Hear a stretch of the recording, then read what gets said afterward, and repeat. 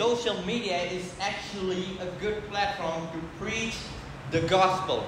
Social media हे जे माध्यम आहे हे परमेश्वराचं शुभ वर्तमान इतरांपर्यंत देण्यासाठी एक चांगलं माध्यम आहे. Almost 2 years ago, 2 वर्षापूर्वी I met a young boy who was from US.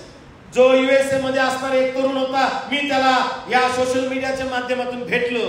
And he was depressed and he wanted to end his life. तो निराशेमध्ये होता आणि त्याला त्याचं जीवन संपवण्याची इच्छा होती. And the first thing he told me was, I am tired of my life. आणि जगात पहिली गोष्ट त्यांनी मला सांगितली ती ही होती की मी माझ्या जीवनाला कंटाळलो आहे. And he said to me, I am an atheist. मी म्हटला की मी एक नास्तिक आहे. And he said to me, I don't believe in God. आणि तो मला म्हटला की मी देवावरती विश्वास ठेवत नाही. I asked him, why did you become an atheist? मी त्याला विचारलं तू नास्तिक का झालास? He said to me, आणि तो मला म्हणाला when I was 9 years of age, मी ज्यावेळेस 9 वर्षाचा होतो on the Christmas night, आणि क्रिसमसच्या रात्री 25th December, आणि 25च्या रात्री I was so tired and frustrated from my life.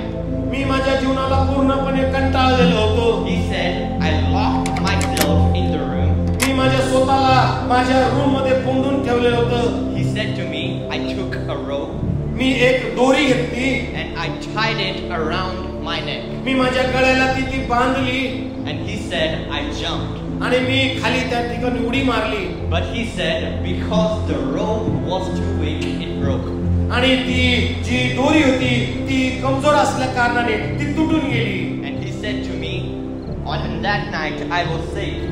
आणि त्या रात्री मी पूर्णपणे वाचलो होतो. And he said to me, that night I rejected God. आणि त्या समयाला मी देवाचा नकार केला. I said to him, why?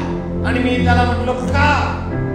He said to me, I wanted to end my life and God did not let me do that. आणि तो मला म्हणाला की मला माझं जीवन संपवायचं होतं आणि देवाने ते मला करू दिलं नाही. That day I preached the word of God to him. आणि त्यावेळेस मी त्याला देवाचं वचन त्याचे वर्तमान त्याला सांगितलं. I told him आणि मी त्याला म्हणालो that if you accept Jesus Christ into your life, जर तू येशू ख्रिस्ताला आपल्या जीवनामध्ये स्वीकारलंस, the one who bled and died for your sins, आणि ज्याने तुझ्या पापांसाठी आपला प्राण दिला, the one who rose from the dead, जो पुन्हा तुझ्या पापातून पुन्हा तो मरणातून पुन्हा जिवंत झाला, and if you just believe in him, आणि जर तू फक्त त्याच्यावरती विश्वास ठेवलास, you will be saved and you will have the peace which is for eternity.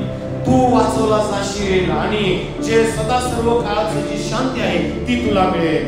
And he said to me, आणि तो मला म्हणाला, I accept Jesus Christ into my life this day. आज मी येशू ख्रिस्ताला माझा तारणारा म्हणून माझ्या जीवनामध्ये स्वीकारतो.